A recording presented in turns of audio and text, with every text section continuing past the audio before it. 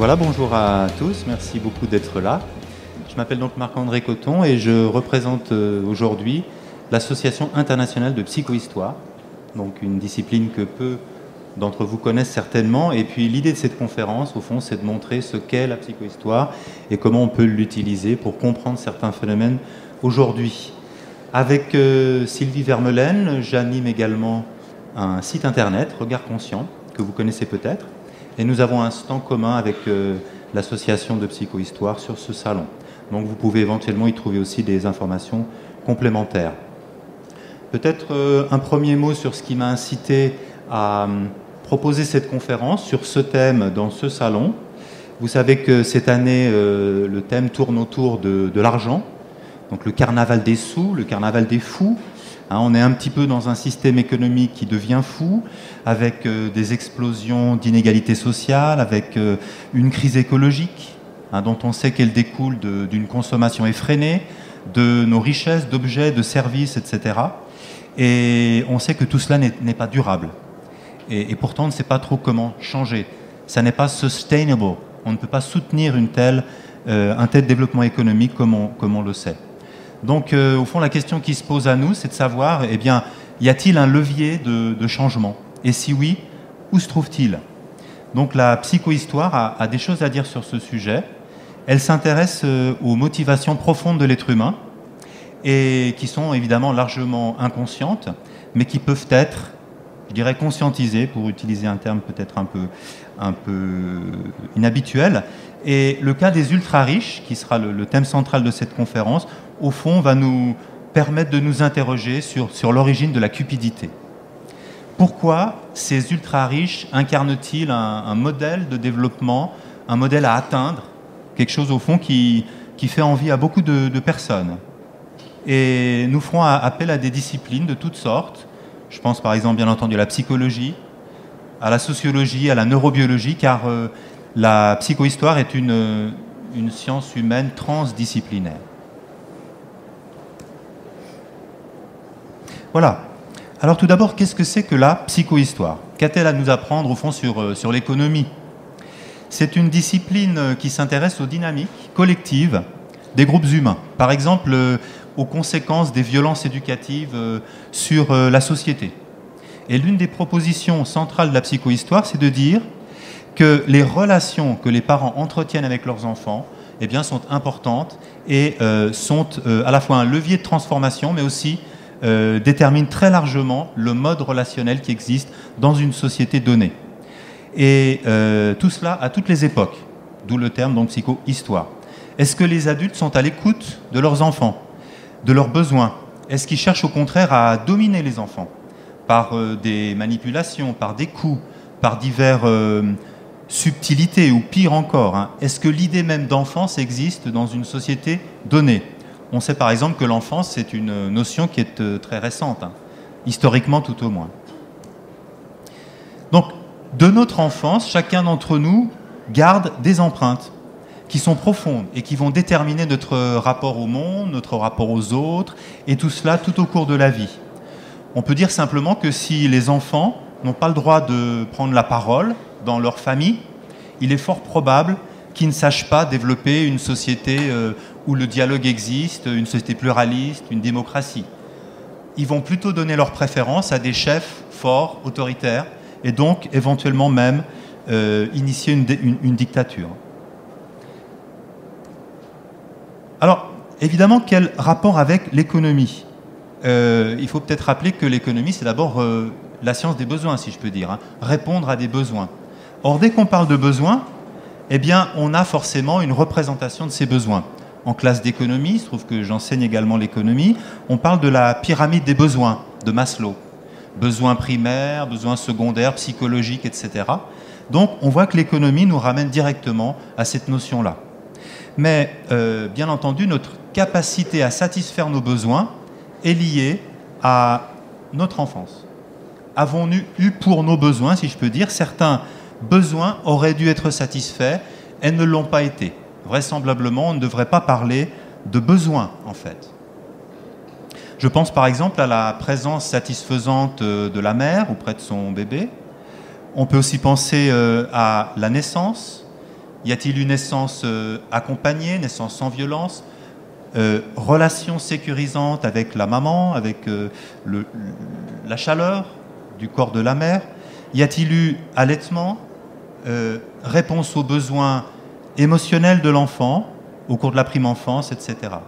Et on sait que la frustration de ces besoins, eh bien, va provoquer, au fond, des incidences sur la personnalité de l'adulte. Il va y avoir des empreintes de manque dans le jeune cerveau de l'enfant, puisqu'on sait que l'enfant, son cerveau n'est pas complètement formé à la naissance.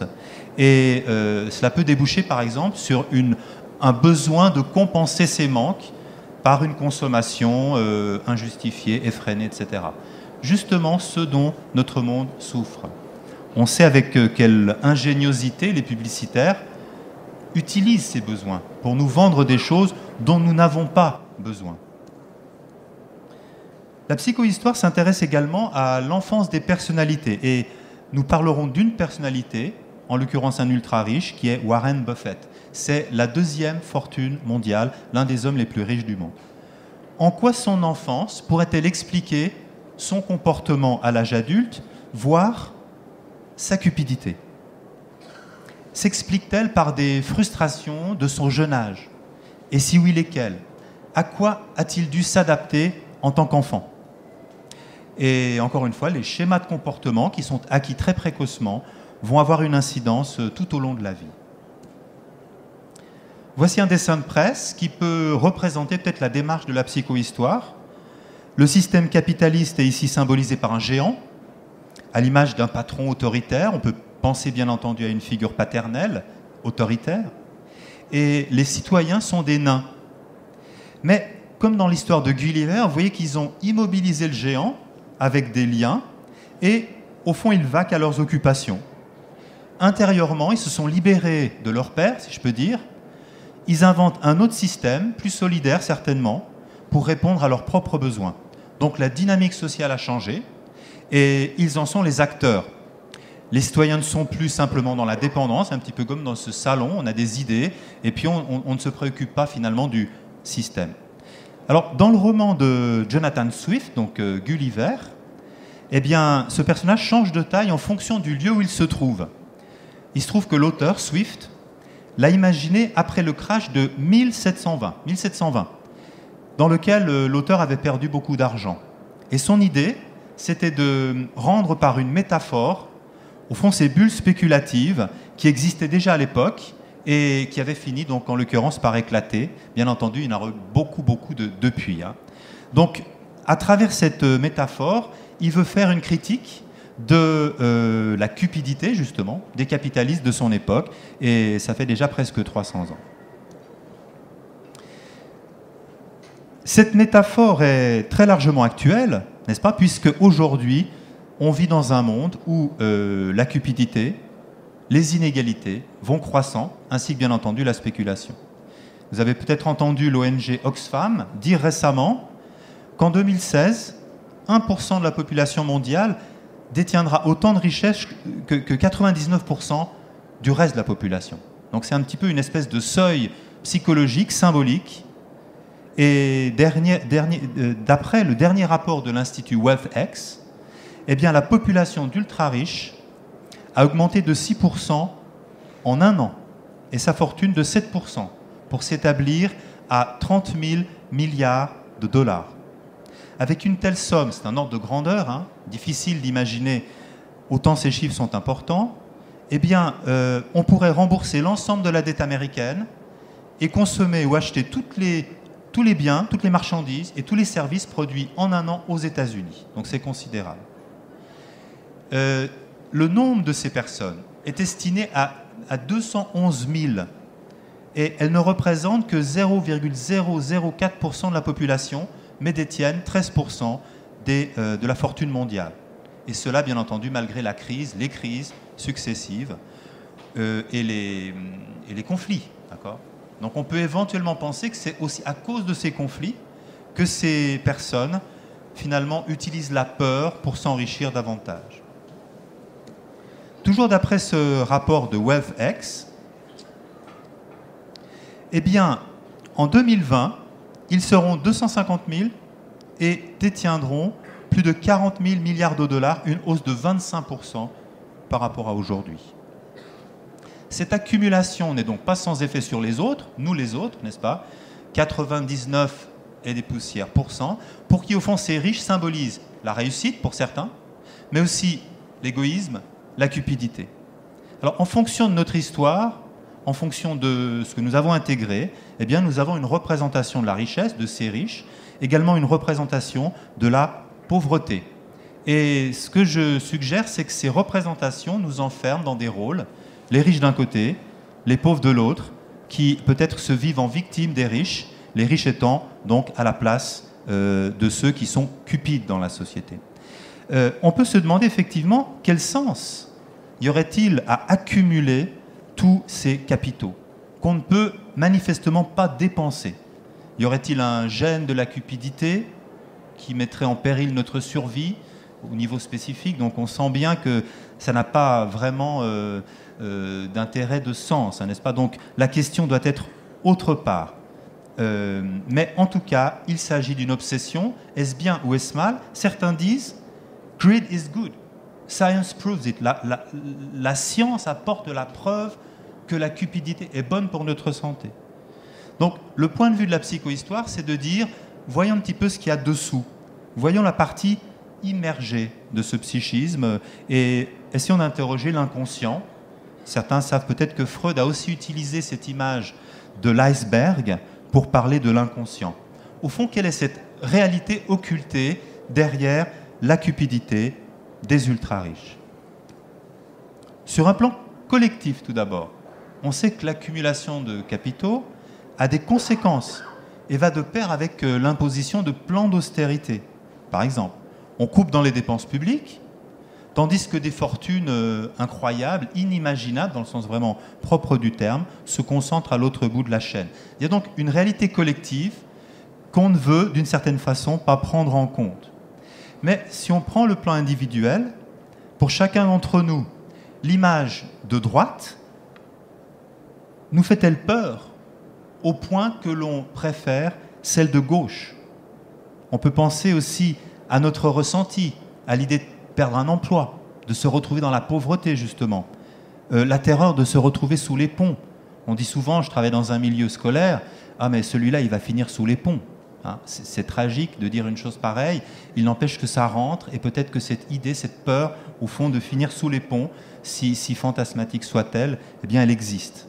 Autrement dit, notre représentation de la richesse, est-ce que ce serait une manière de compenser notre peur de la pauvreté, notre peur du manque? Et si c'est le cas, de quel manque s'agit-il? Il y a peut-être aussi une culpabilité à bien gagner sa vie, à avoir un revenu supérieur à celui de ses parents, par exemple. Peut-être à se défaire d'un sentiment de manque, d'une culpabilité liée au fait de se défaire d'un manque pour être à l'aise. Encore une fois, c'est un jeu de rôle, riche d'un côté, pauvre de l'autre. Alors, avant de nous intéresser aux ultra-riches, on va voir quelle représentation on a, nous autres, nous tous, de la richesse. Qu'est-ce que ça symbolise, cette richesse, pour nous, dans l'histoire de l'humanité? D'abord, rappelons que l'or, avant d'être un signe de richesse, c'est un symbole d'éternité, le symbole du rayonnement de l'être. Métal noble, d'après les chimistes, il ne s'altère pas, ni à l'air, ni à l'eau. Autrement dit, il garde son éclat, sa couleur. Il est trop mou pour en faire des armes ou des objets d'usage courant. Par contre, il se travaille facilement. On peut étendre un gramme d'or en un fil de 2 km ou en faire une plaque avec laquelle recouvrir, par exemple ici, des masques. Donc, on va faire de l'or très très tôt dans l'histoire de l'humanité des objets de culte, comme ce masque inca qui représente le dieu soleil. Tous les rois antiques s'accaparent l'or. Ils s'en disputent d'importantes quantités et ils associent bien sûr cela à leur pouvoir, au caractère sacré de ce pouvoir. Dans l'imaginaire égyptien, par exemple, les dieux ont la peau en or. Donc on va recouvrir les masques funéraires de l'or. L'or associe donc la puissance, le divin, mais chez les Égyptiens n'a pas de valeur monétaire, mais cela va changer, cela va évoluer avec les Grecs. Chez les Grecs, dans la Grèce antique, on frappe les premières pièces d'or. Sous l'empereur Crésus, Crésus on connaît, riche comme Crésus, hein, ça vient de là. Et cet or est extrait d'un fleuve, donc des alluvions d'un fleuve, qui s'appelle le fleuve Pactole. Encore une fois, on a ici une analogie. Hein, toucher le Pactole, ça veut dire gagner le gros lot en quelque sorte. Hein. Mais au-delà de l'anecdote, la pièce d'or va devenir le principal instrument de l'expansion économique de l'Empire romain. La santé de l'économie romaine va dépendre de la quantité d'or extraite par les Romains. Donc ils vont en exploiter énormément, jusqu'à 1400 tonnes par année. Symbole monétaire, la pièce d'or est aussi un symbole politique. On voit ici l'effigie de César. Donc la pièce confère à César une forme d'ubiquité. Aujourd'hui on a Internet, à l'époque ils avaient des pièces d'or qui faisaient que César était au fond dans toutes les poches avec le rappel de sa puissance. C'est donc un acte fondateur de sa politique, n'est-ce pas, de sa propagande.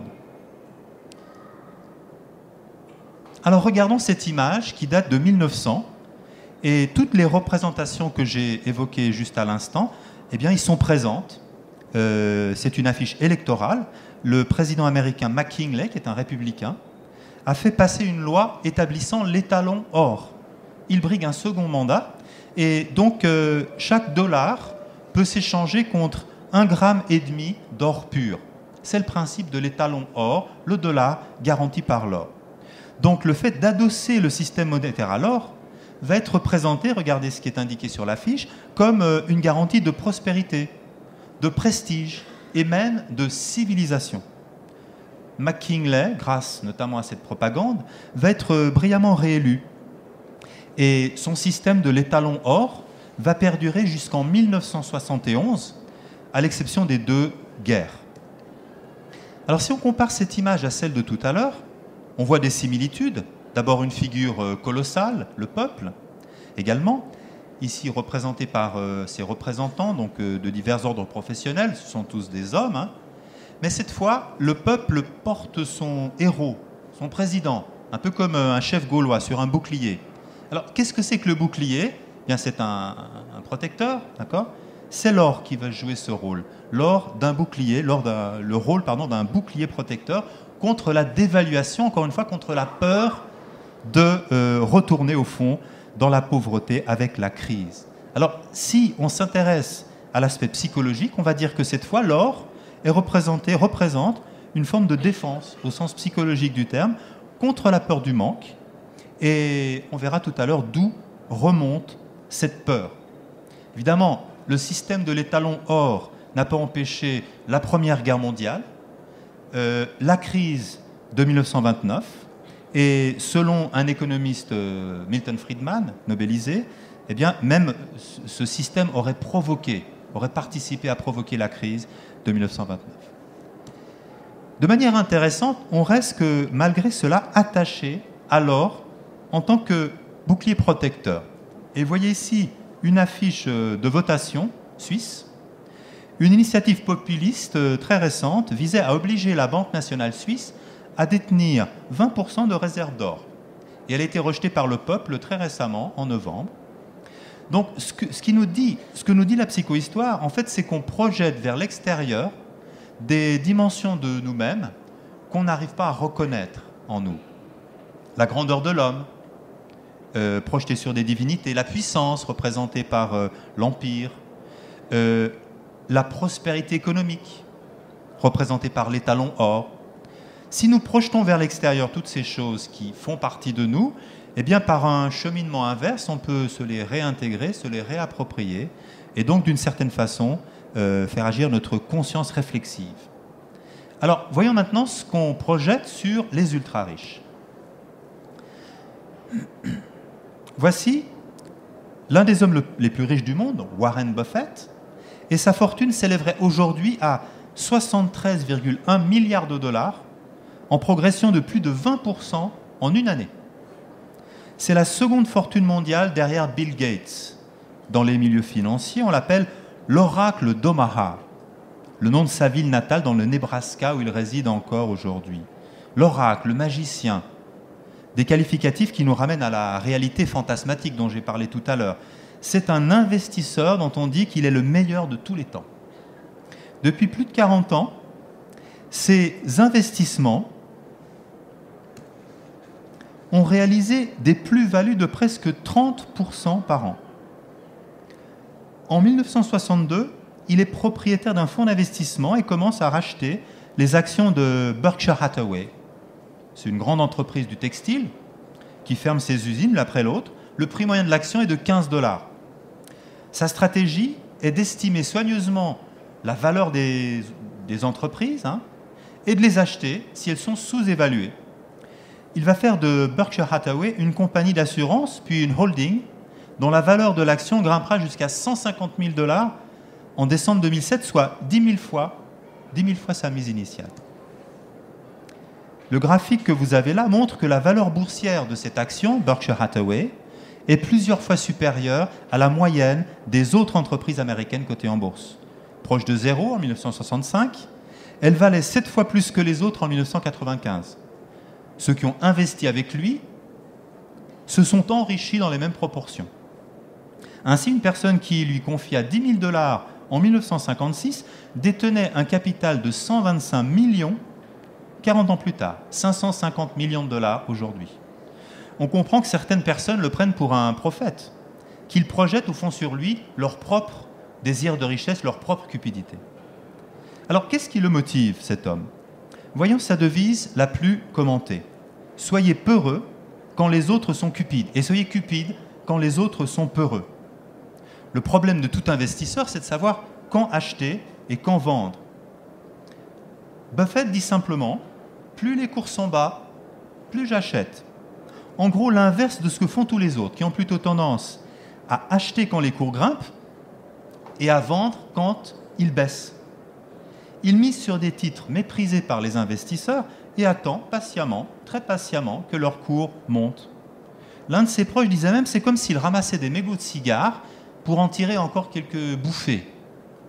On verra que cette métaphore parle de son enfance. Car c'est pas évident. Quand la peur vous gagne, ce n'est pas évident de rester quoi, si je peux dire. Il n'y a pas de comparaison entre la cupidité et la peur, nous dit Buffett. La peur est instantanée, envahissante, intense. La cupidité est plus lente. L'un des traits de caractère de ce milliardaire, c'est de parvenir à maîtriser sa peur et même à capitaliser sur la peur des autres. Donc, on peut penser le lien avec les crises. Si les autres ont peur, je vais m'enrichir parce que moi, je maîtrise cette peur. Donc, il est à l'affût de la moindre opportunité et ce, de manière compulsive. C'est-à-dire qu'il ne peut pas s'en empêcher. Évidemment, c'est dans son cerveau que tout cela se passe. Donc, on va aller faire un petit tour du côté des neurosciences. D'après la théorie économique classique, les marchés sont un modèle de rationalité. Ils sont efficients. Alors, on voit bien, simple mortel, si je peux dire, que ce n'est pas vrai, que les investisseurs ont aussi des comportements irrationnels, de mimétisme, peur du crash, engouement pour frénésie, engouement pour la richesse, etc. Certains de leurs choix sont absolument désastreux, on le voit quelques années plus tard, mais que s'est-il passé dans leur cerveau ? Eh bien souvent, à leur insu, un événement a joué le rôle de déclencheur. Une émotion a surgi, un appétit irrépressible, une peur également irrépressible. Pourquoi ? Pourquoi est-ce irrépressible, incontrôlable ? Eh bien parce que l'émotion a surgi de leur cerveau profond. C'est une réminiscence qui correspond à un vécu ancien que leur cerveau conscient n'a pas pu intégrer. Ils sont restés, si vous voulez, coincés, mais tout cela inconsciemment. Le vécu est le plus souvent douloureux et ils forment ce qu'on appelle une mémoire traumatique dans leur cerveau profond. Toute situation que notre cerveau n'a pas la capacité d'intégrer, eh bien, s'inscrit dans le cerveau profond. On peut penser à des drames qui mettent en péril la vie des personnes, mais c'est dans l'enfance que nous sommes les plus vulnérables. C'est dans l'enfance que nous avons dû gérer des souffrances liées à des maltraitances, que nous nous sommes adaptés par des stratégies de survie, et cette réalité-là va influer l'économie. La neuroéconomie nous apprend que deux émotions principales impactent sur les décisions des investisseurs, la cupidité et la peur. Lorsqu'elles sont vécues collectivement, ces émotions peuvent orienter les marchés à la hausse comme à la baisse. Une zone cérébrale dite de la récompense est activée lorsque la personne anticipe des gains. Son cerveau va libérer de la dopamine qui va le rendre euphorique. Le taux d'oxygène dans son sang va augmenter. Dans cette phase d'optimisme, il va acheter, parfois sans réfléchir, il va prendre des risques inconsidérés. Alors le marché va être haussier, comme on dit. À l'inverse, quand c'est la peur qui s'installe, eh bien, une autre partie du cerveau profond s'active pour éviter la douleur, pour éviter la punition. On dit d'ailleurs que lorsque le marché baisse, eh bien, il fait une correction. Je n'invente rien. Sous l'effet de la sérotonine, cette fois, la personne va devenir craintive, elle va plutôt vendre qu'acheter, et dans cette phase de pessimisme, eh bien, les investisseurs vont se retrouver dans une situation de perte, si je peux dire. Le marché va être très largement à la baisse. Donc on peut dire que globalement, la cupidité engendre des bulles spéculatives et que, au contraire, la peur va engendrer des crashs boursiers. Alors, sur ce graphique, vous voyez que certains analystes prennent en compte ces données désormais. On va juger de l'opportunité d'acheter ou de vendre en fonction de l'état émotionnel du marché. Donc, vous avez la peur, fear, ou la cupidité, greed. Les valeurs extrêmes indiquent un marché dominé par l'une ou l'autre de ces émotions. Alors, ce qui nous intéresse ici, c'est que l'empreinte cérébrale qui va déterminer la réactivité de ces investisseurs à ces émotions, eh bien, se forme dans l'enfance. En réalité, en réaction à des conditionnements éducatifs. Autrement dit, il y a un lien entre la mémoire traumatique de la personne et le type de réaction qu'elle va avoir devant l'événement déclencheur. Revenons à Warren Buffett avec la question suivante: quel traumatisme l'un des hommes les plus riches du monde a-t-il dû gérer dans l'enfance pour être capable d'appliquer cette fameuse formule « Soyez peureux quand les autres sont cupides et cupides quand les autres sont peureux ». Quel rapport entretient-il avec son enfant intérieur, la source de sa vie émotionnelle? Bref, quelle est son histoire?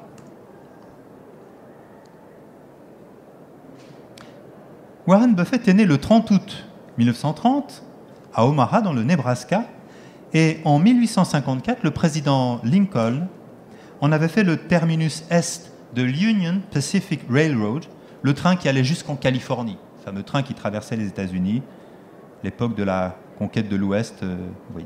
Le grand-père et l'arrière-grand-père de Buffett étaient des épiciers qui sont enrichis par l'expansion de cette ville.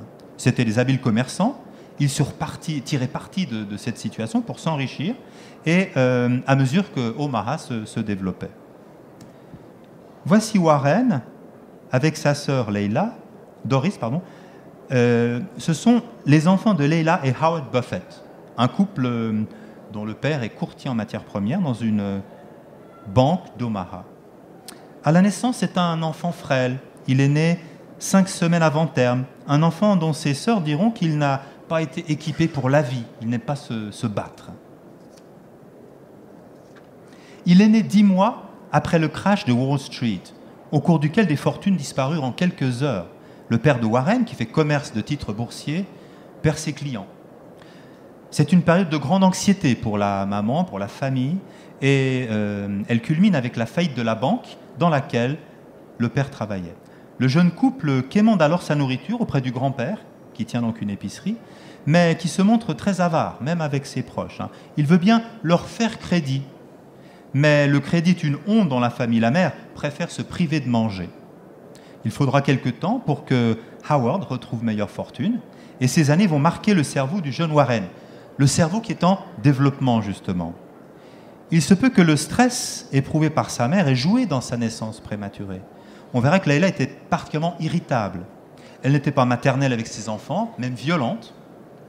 Et 2 choses vont très vite obséder Warren Buffett: la peur de mourir et le désir irrépressible de devenir très très riche. Contrairement à ses parents, il ne croit pas en Dieu.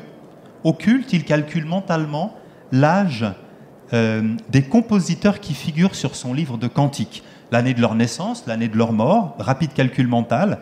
Est-ce que la foi permet à ces hommes de vivre plus longtemps?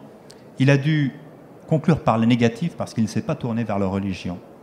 Très tôt, il va confier sa peur de la mort à sa sœur et à ses enfants, à ses meilleurs camarades.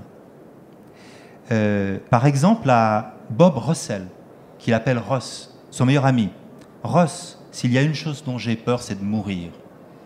Et bien entendu, c'est la marque d'un grave traumatisme chez l'enfant, peut-être un traumatisme périnatal. Quand Ross piège un oiseau dans la boîte à lait, eh bien, il l'appâte avec un peu de pain. Warren le supplie à chaque fois. Délivre l'oiseau, d'accord ? Ross délivre l'oiseau, mais Warren reste avec sa peur. Son désir d'être riche, il l'exprime avant l'âge de 5 ans et n'a jamais cessé d'y penser depuis. Cette fois, c'est la marque de la gestion de son traumatisme. C'est un bambin introverti, timoré à l'extrême, comme s'il avait avalé toutes les terreurs de son entourage. Il aurait commencé à marcher sur les genoux, par peur de tomber. Très vite, il se réfugie dans les chiffres. Il développe une mémoire photographique des chiffres. Cela va le propulser vers son objectif, devenir riche. Pour Noël, sa tante Alice, la fille de l'épicier, lui achète un changeur de monnaie qu'il porte ici fièrement à sa ceinture. On le voit donc sur cette photo. À 6 ans, il fait déjà du porte-à-porte pour vendre des bouteilles de coca le soir d'été. Il fait très chaud dans sa ville. Et évidemment, les autres gamins de son âge sont dans la rue, ils jouent. À 9 ans, avec son ami Ross, il compte les capsules de bouteilles des distributeurs de soda. Il est en train de faire une étude de marché. Quelle est la marque qui marche le plus ? Il est non seulement obsédé par les chiffres, mais aussi par l'argent et par l'appât du gain. Quand son père l'emmène au champ de course, il collectionne les tickets qui sont tombés par terre et parfois il trouve un numéro gagnant. Son livre favori s'intitule « 1000 manières de gagner 1000 $. On est loin de l'enfance normale, si je peux dire. Il embauche ses amis pour ramasser des balles dans les terrains de golf, les revend et partage les bénéfices. Et tout cela très tôt dans sa vie. La réalité occultée, eh bien, c'est le comportement de sa mère. Leila, en apparence, c'est une épouse modèle, mais sans prévenir, elle explose de colère, se retourne contre ses enfants. Parfois, pendant des heures, elle les houspille. Et rien que Warren et ses sœurs ne puissent dire n'échappe à ses reproches. Tous nos péchés nous étaient rappelés, confie Buffett à sa biographe. Nous n'avions aucun répit. Le père, lui, prend ses distances et va qu'à ses affaires, il va devenir sénateur. Et je pense que la détresse du garçon tient en une phrase qu'il a prononcée vers l'âge de 12 ans. « Je serai millionnaire avant d'avoir 30 ans, ou alors je me jetterai du plus haut gratte-ciel d'Omaha. » Il est devenu millionnaire à 32 ans. Sans doute cette image, prise lors de sa lune de miel en 1952, exprime-t-elle la sensation de son enfermement psychique. Son biographe parle d'une forteresse émotionnelle dans laquelle, évidemment, Buffett serait enfermé. D'un point de vue psychologique, cette cécité émotionnelle est le résultat d'une rupture très précoce, rupture du lien maternel. L'enfant n'a pas trouvé auprès de sa mère la sécurité affective dont il avait besoin.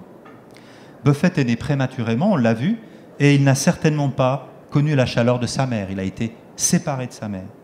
Il n'a pas été, allaité à la demande. Toutes ces choses ne se faisaient pas à l'époque et surtout pas chez des commerçants très affairés, très occupés. Sa mère était émotionnellement instable, voire névrosée, ayant elle-même souffert d'une mère dépressive. Il était incapable d'accueillir les émotions de ses enfants et il ne parlera jamais de sa mère comme d'une mère aimante. Donc le cerveau de l'enfant va très tôt gérer le traumatisme d'avoir été abandonné et évidemment la peur de mourir. C'est un mécanisme de compensation que l'on connaît bien aujourd'hui qui se traduit par une forme d'autisme, d'enfermement. C'est ainsi qu'il développe des facultés presque extraordinaires, inhabituelles, mémoire photographique, jeu avec les chiffres, etc., etc. Il est né dans une famille de commerçants et il va mettre ses facultés au service du projet de ses parents. Il exploite à fond ce qui fut d'abord un comportement de survie. Et cela d'autant plus que ses proches l'y encouragent. C'est une manière de gérer son traumatisme et on voit mieux maintenant de quel manque, de quelle peur du manque il s'agit. La peur d'une relation vraie, le manque, d'une relation vraie avec ses parents. Et je pense, je suggère, au fond que c'est cela la grande dépression. C'est une dépression psychologique. Buffett met alors sa compulsion au service d'un projet collectif, qui est le capitalisme que l'on célèbre aux États-Unis. Beaucoup se sont enrichis grâce à Buffett, beaucoup rêvent de le faire en suivant ses conseils. Et cet homme est adulé parce que je pense qu'il sert une volonté de compenser la peur du manque par l'accumulation de richesses. À ceux qui lui demandent pourquoi il aime l'argent, il répond « Ce n'est pas que je veuille l'argent, mais j'aime faire de l'argent. J'aime accumuler l'argent, voir grandir l'argent. » Mais lui-même est incapable de jouir de sa fortune. Il ne peut pas la dépenser. C'est l'un des PDG les moins payés d'Amérique. Quelques 100 000 $ annuels sans stock option. Il vit frugalement dans sa maison d'Omaha qu'il a achetée en 1958 pour 31 500 $. Et sa pingrerie est légendaire. Il a même refusé de prêter de l'argent à ses enfants, prétextant qu'il n'était pas une banque. On voit donc que sa volonté compulsive d'échapper à la misère se retourne contre ses enfants d'un point de vue relationnel. C'est un père indisponible, entièrement occupé à ses affaires, comme son père. Il n'est pas à leur écoute. Il montre au fond de quoi il a lui-même souffert, l'absence d'une relation vraie avec ses parents. Chez Buffett, l'accumulation de capital est donc une conséquence neurophysiologique d'un traumatisme précoce. Le voici à l'âge de 35 ans, il a déjà accumulé 7 millions de $. Alors, vous pensez peut-être que le cas de Buffett est exceptionnel, certainement qu'il l'est, mais y a-t-il d'autres exemples du même style chez les ultra-riches? Et la réponse est positive. Quels traits ces personnes ont-elles en commun? D'après ce livre, un best-seller, fondé sur des statistiques officielles, des études de cas, la frugalité serait la base de leur enrichissement. Alors, entendez derrière ce mot l'incapacité à dépenser, donc à accumuler. Le propriétaire d'IKEA, par exemple, voyage en classe économique, roule dans une vieille Volvo, prodigue des conseils d'économie à ses employés. Le fondateur de Facebook porte toujours le même genre de t-shirt. Il conduit une voiture valant 30 000 $, alors que sa fortune est 1 million de fois plus élevée. Plus de 50% des gros accumulateurs de capitaux n'ont pas reçu un seul dollar d'héritage. La moitié n'a jamais dépensé plus de 200 $ pour une montre. D'après les études psychologiques cette fois, l'accumulation de richesses relève d'un trouble de la personnalité qu'on appelle la silogomanie. La perte de référence, le lien sécurisant avec la mère, se manifeste par un amoncellement de richesses. Hétéroclite, par exemple de l'argent. La personne amasse des objets ou de l'argent et ne parvient plus à s'en défaire. C'est l'une des formes de ce qu'on appelle le syndrome de Diogène. On la retrouve associée à un stress post-traumatique, d'après ses recherches, ou encore à un comportement hyperactif. On a vu que c'était le cas de Warren Buffett. Pour un autre richissime, le patron de presse Rupert Murdoch, ce qui fait le génie de ses affaires, c'est la cupidité et la capacité à être en permanence à l'affût. En fait, une forme d'hyperactivité en réponse au traumatisme. Alors, comment conclure? J'ai débuté en disant que la psychohistoire s'intéressait aux relations entre les parents et leurs enfants et à leurs conséquences collectives. Dans le cas de Warren Buffett, cette relation fut fondée sur une intense frustration de leurs besoins et sur la valorisation d'un conditionnement à compenser cette frustration, donc faire de l'argent. Cet homme représente un idéal de réussite, pas seulement aux États-Unis, bien entendu. De nombreux parents pensent encore qu'il faut très tôt frustrer nos enfants, les éduquer par le biais de privations et de récompenses, comme sur cette ancienne carte postale. Notre système économique repose largement sur l'exploitation de nos frustrations, sur la récompense que constitue la possibilité de consommer, donc des consommations compensatoires. Nous sommes piégés par ces conditionnements. Nos ressources naturelles en sont également les otages. Toujours plus de consommation, toujours plus de compensation, toujours plus de déchets, etc. Donc il me paraît important de nous demander si nous pourrions répondre de manière satisfaisante à nos enfants, de façon consciente, je dirais. J'ai parlé tout à l'heure de naissance sans violence, de la chaleur de la mère pour le tout petit, d'allaitement à la demande. On peut y ajouter l'accueil des émotions de l'enfant, le droit de grandir sans privation, sans récompense, l'écoute de ses expressions émotionnelles, de sa conscience, Plusieurs associations présentes sur ce salon, dont les nôtres, défendent l'idée que les enfants qui sont respectés dans leurs besoins deviennent des adultes émotionnellement équilibrés.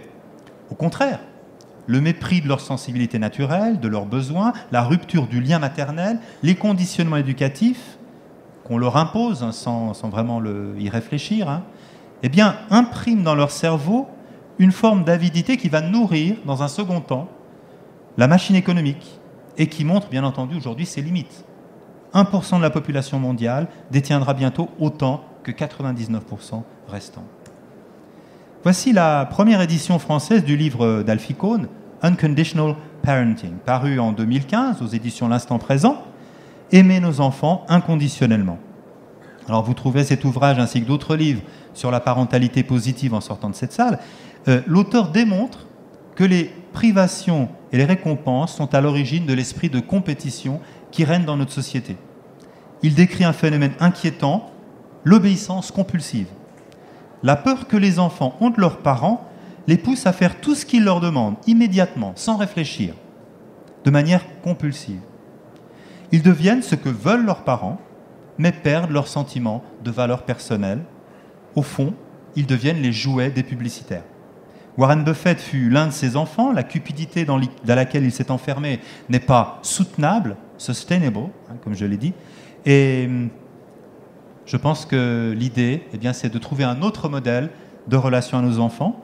Et avant de vous passer la parole, j'aimerais conclure cette présentation en vous disant que la solidarité que nous appelons de nos vœux, elle se construit dans l'enfance, par le respect, par l'écoute que nous pouvons manifester envers nos enfants, inconditionnellement.